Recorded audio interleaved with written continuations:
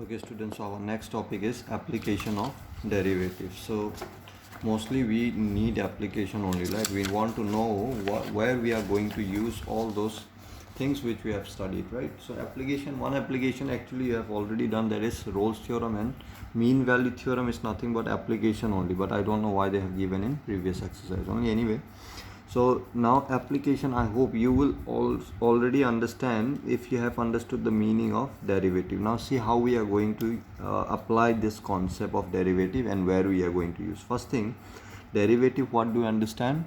Derivative is nothing but it gives you slope of tangent. Leibniz have proved this, right? And I have shown you in the last year only this one. And Newton said that derivative give you rate of change. Slope of tangent usually we use in curve and all. If there is a curve or graph like this, so if you want to find out slope of tangent here at this point, so we use derivative there, slope of tangent there, right? That is derivative only we used to find out. But if it is a straight line, for example, change in speed or any velocity or area or anything, you want to find out rate of change. Like for example in physics you have done, right? If a velocity of a car is constant like this, the graph will be like this. But if it is continuously changing its speed, that is velocity, it is changing at every second, suppose, then in 1 second, suppose it is increasing its speed with 1 kilometer per hour, like that. Okay, that is too much I have said, but just example I am giving. Okay, so the graph will be something like this. It will keep on as your time will keep on passing here, your velocity will keep on increasing. This is how it will be shown, right? Now to find out at each point, you want to find out what is the speed of car. Now usually when we have done in lower class in physics, when we have to find out from A to B, if the car's initial speed is this one, final speed is this one, at this point what is the speed. So we used to find out basically average speed, and then we used to find out this, right? At this point we used to find out basically using average speed only, right? So which is not accurate actually. So to find out accurate speed at every point, you need to use the concept of derivative, okay, rate of change.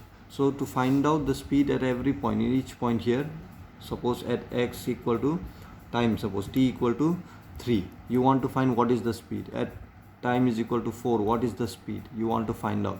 At time 6 seconds, what is the speed you want to find out. Or 6 minutes, say, what is that speed you want to find out accurate.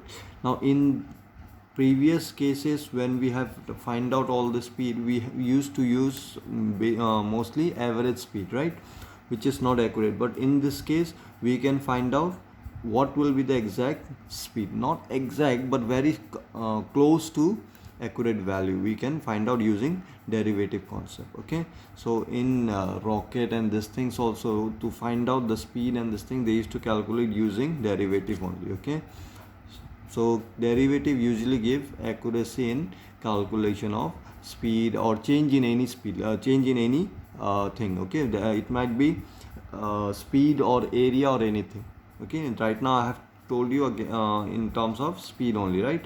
So it can be area also, area of circle, how it is increasing, or anything it can be with respect to something. Okay, so in this case it is changing with respect to time. Okay, speed, it is changing its, or distance also you can say. Okay, it is changing its distance with respect to time, like that. Many cases you can use rate of change using derivative only. Okay, rate of change you can easily find out using derivative. And slope of tangent usually we use in this kind of curve graph and all. Okay, now see here, so based on this your 6.1 exercise is there. Okay, so nothing new there, you just need to understand the derivative, what it is there. So you already understood that slope of tangent we use derivative to find out, and rate of change to find out we use derivative. So it's better to understand more from the exercise only. So I will show you directly in the exercise the problems. Okay, now next you see increasing and decreasing function. Now this is very important, the good example. Okay, good application of derivative, you can see what it is, increasing and decreasing function. So see here, first thing I will tell you, if you derivative you can get three possibility answer. What kind of answer you can get? Either answer you can get positive at every point. For example, at this point, derivative you might get positive. Okay, first you will find derivation, right? So you will get, suppose x square something. So x square plus 1 or something like that, minus 1 something. So when you put x equal to something, means this value, this derivative might be either positive or negative or 0. 3 possible value you can get. Okay, now if it is positive, what does it mean? If it is negative, what does it mean? And if it is 0, what does it mean? Derivative, when you get such value, what it is mean? So see here carefully, I will draw one graph and will explain there only. Okay, so I have drawn a graph here, you can see. Now in this graph, what you understand, see here, if this is your x-axis, this is your y-axis, so you can easily understand, right? As you take this value, from here I will start the graph, suppose. Okay, as you move to next point, you can see your graph, that is y value, it is increasing. Your graph is increasing like this, right? Increasing. If you talk in terms of speed, I can understand that speed is increasing here. Now you can see here the speed will become 0, right? When you throw something, if you throw something, for say stone also, if you have to throw up, you have to throw with more speed, right? When it goes up, it will go with more speed, you know that. Then the moment it will reach the highest point, it will stop there for some time and then will come back. You know this in physics also used to do, right? Here you used to take speed 0, then used to this is in this case the speed will decrease here, right? So the graph is decreasing here, we used to say. Okay, decreasing here, again here increasing. Okay, here again 0, you can say here, again here increasing. 0, why I have said? Because it is not, if it is stone, it is not possible that it will go up, right? You have to stop here, again you have to throw from here. It's just like that, right? Or so here it is increasing, again increasing, then you can see here constant, right? It is not increasing, not decreasing, so it is constant here. Then again it is decreasing, again increasing. Now graph, you have understood that one, right? So from graph you can easily understand this also. This is increasing. If I draw the graph like this, this is decreasing, right? If I draw graph like this, this is increasing, here decreasing. You understand the graph. Now see, if a function is given, means for this graph there will be one function, right? Fx something function will be there, yes or no? Now if I have function, without drawing graph, I can say from this point to this point the graph will increase, from this point to this point the graph will decrease, from this point to increase, it will be constant here, from here to here. Without drawing graph we can say. Now how we can say that one? So see carefully, first try to understand here. If I have to draw tangent here, okay, then tangent, how it will be? It will be something like this. And graph, one more thing, graph we always see from left to right, okay, not from right to left. Always from left to right. So see here, if you see carefully here, slope will be something like this, slope of tangent. So this tangent, what angle it will make with the positive x-axis? It will be something less than 90 degree, right? Less than 90 degree means trigonometry ratio, if you find out, means tan of that angle will give you positive value only. Means slope of this tangent of this angle is what? It's nothing but slope of tangent. Tan theta is nothing but slope of tangent, right? Means tan theta, it will be positive here. Tan theta positive means slope of tangent is positive. Slope of tangent positive means, can I say derivative of this one will be positive? Okay, at this point the derivative, that is slope of tangent, will be positive. Okay, so here it will be positive, I know, right? If I move here, then the graph, then the tangent, again it will be something like this, again positive. Here tangent will be something like this, right? Again positive. If I take here, let me take other color pen. Here your tangent will be parallel to x-axis, means here it will be 0. Slope of tangent will be 0. Okay, then again if you go down, let me take other color pen again you can see, the moment you will try to draw tangent here, what kind of tangent you will get here? It will be like this. Now you can see what angle it will make with positive x-axis. It will be greater than 90 degree, right? Obviously, yes. Here the slope of tangent will be negative. Why? Greater than 90 degree means the angle will be here, and this side angle in the second quadrant it will be, right? If it is greater than 90 degree angle, means the angle lies in the second quadrant. If it is second quadrant, we know that tangent is negative there. So here you will get slope of tangent negative. Tan of theta negative means what? Slope of tangent negative. Slope of tangent negative means derivative you will get negative. I hope you can understand.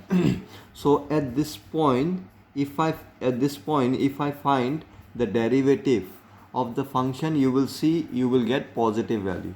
If I find derivative of function at this point, x equal to this point, if I take, you will get derivative. If you find out at that point x, you take whatever value here, suppose 3, if you take here, then the function, this is just example, okay, don't take this one, for this polynomial don't take it. You will get the value after putting in place of x, this value, you will see that the derivative will be positive for sure. Okay, now at this point, whatever x it is, that x if you take here after deriving, okay, here if you take in place of x, you will see you will get 0 here.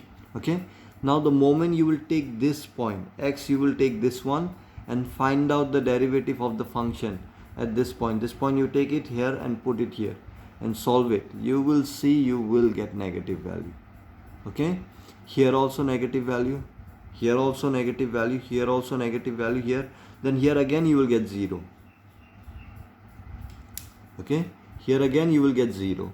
Then again when you find out the slope of tangent here, again you will see what kind of tangent you will get. Again it will be slanting this way. Okay, so you can see again it will make positive angle, means again you will get positive value derivative. So what I have understood from here, from the graph, you can see, and here also, for example, here if you find out tangent here, here, obviously you will get 0, 0, 0, 0 there, right? Moreover, tangent you cannot find here because tangent is a line which touches exactly. So here what you can discuss, rate of change you can say. Okay, rate of change will be constant here, 0. So you will see rate of change is 0 means what? There is no increase in speed, right? Rate of change 0 means, can I say this rate of change means what? Derivative is 0. Can I say derivative here will be 0? Means if you take x here, whatever value you will take here and put it here, you will see you will get 0. Here also 0. Here also 0, 0, 0.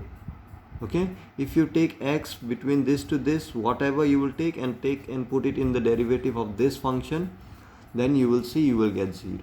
So from this, what you have understood, if a function is given to you, okay, anything, what you do is you derive this one first. Okay, now what is the application of this derivative? How I will apply this? Now I will take, see here, this function will have some graph, right? Now I want to know what kind of graph it will be. It will be increasing or decreasing. I don't want to draw, but I want to find out directly. So you can see at what point you want to find. Suppose x equal to 3. So what you want to do is this 3 you take it and put it. Here you will get something, right? 2x or 3 is x square plus 3 plus x minus 5. Something like this you will get after deriving this, right? So the moment you will get after deriving this one, you take x, whatever value you take, wherever you want to find, increasing or decreasing you want to find out, take that x and put it here, here and solve it. If you get positive value, then we will understand that the graph at that point will be increasing. It is increasing at that point. Okay, and the graph, if it is negative, you will know that the graph is decreasing, means the graph will be something downward like this. Okay, and if it is 0, you will understand that the graph is constant at that point. Okay, I hope you can understand the application of derivative. This is what application of derivative. So increasing function means derivative, if it is positive, we will understand that it is increasing function, means the graph is increasing like this, it is going upward like this. Okay, if you get negative value after deriving, if you get negative value after putting x value there, then decreasing function. Negative means decreasing, means it is going down, the graph will be downward like this. Okay, it is decreasing. And if you get 0, it will be neutral, constant like this. Here neutral like this. Okay, so in your question they might ask question like this also. Find out if the graph is increasing or decreasing from this point to this point, from this point to this point. So in this case, what you will say, you can see the graph is increasing from this point to this point, decreasing from this point to this point. So if you have to talk from here to here, the graph we will say it is neither increasing nor decreasing. Why? Because it is neither increasing properly nor decreasing properly here. It is increasing also, decreasing also, both it is happening. So properly from this point to this point it is neither increasing nor decreasing, we used to say. Why? Because from this point to this point you can see the graph is neither increasing properly from here to here nor decreasing, both is happening here. Okay, it might be like this also. So if it is like this also, and if they ask you from this point to this point, you discuss the discuss the graph, then we will understand that from this point to this point it is increasing, this point to this point decreasing, increasing, decreasing, increasing, decreasing, right? So if you have to say in general from this point to this point, then we will say it is neither increasing nor decreasing. Why? Because the graph from this point to this point, you know that it is neither increasing properly nor decreasing properly, both is happening at the same time simultaneously. Okay, so at that point we used to say neither increasing nor decreasing. Okay, so you try to understand this thing whatever I have explained here, and then we'll move to exercise 6.1. you can do yourself also, there also you just need to derive. Okay, first question is you have to find out rate of change of area, they have said in your first question. Okay, rate of change of area means rate of change of area with respect to radius, they have said.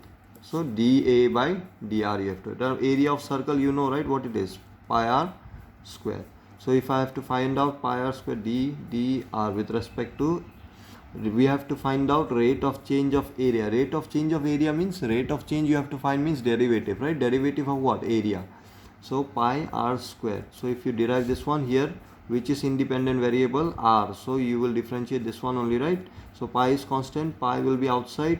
So if I derive this one, this is x square form, so you will get 2r, twice r you will get, right? So this will be your derivative. Okay, so you got the derivative. Now they have asked you to find out derivative, they have asked you to find out the derivative, we got it, right? So they have asked you to find out rate of change of area when r is equal to 3. This is r, suppose this is area. So when r is equal to 3, what is the rate of change of area they have asked you to find? So when r is equal to 3 means dA by dr, we will take r is equal to 3 here. We can write like this, okay? R is equal to 3, or you can write like this also, at r is equal to 3, dA by dr is equal to twice pi, r is equal to 3, we will take what it will be, 6 pi. Means when your radius is r, your rate of change, increase in area will be how much? 6 pi. Okay, 6 pi will be increase in area when your radius is r, and your unit will be what? With respect to r only they have said, right? Area unit is centimeter square by centimeter. This is given in centimeter, radius is 3 centimeters given, that's why I am writing in terms of centimeter only. Now don't cancel this centimeter and centimeter. Okay, if you cancel, we will understand that this is length unit. Okay, so when you write this way, we will understand this is area, this is length, right? Length of what? Radius, right? So we will understand this will be nothing but rate of change we are finding. Okay, so don't cancel this centimeter and this centimeter. Is this clear? Because again I told you, if you cancel this centimeter and this centimeter, what we will understand, this will be a length. Now rate of change is not a length. Okay, so you can leave the answer. In this way you try other questions also. Okay, and we will discuss in the next video. It's very simple, first exercise. And second exercise also you can do, increasing and decreasing function we have already discussed. Okay, so based on this, very simple question are also there, and deep concept you have to use using this only, like in case of continuity and differentiation. Okay, so we will solve this question in the next video.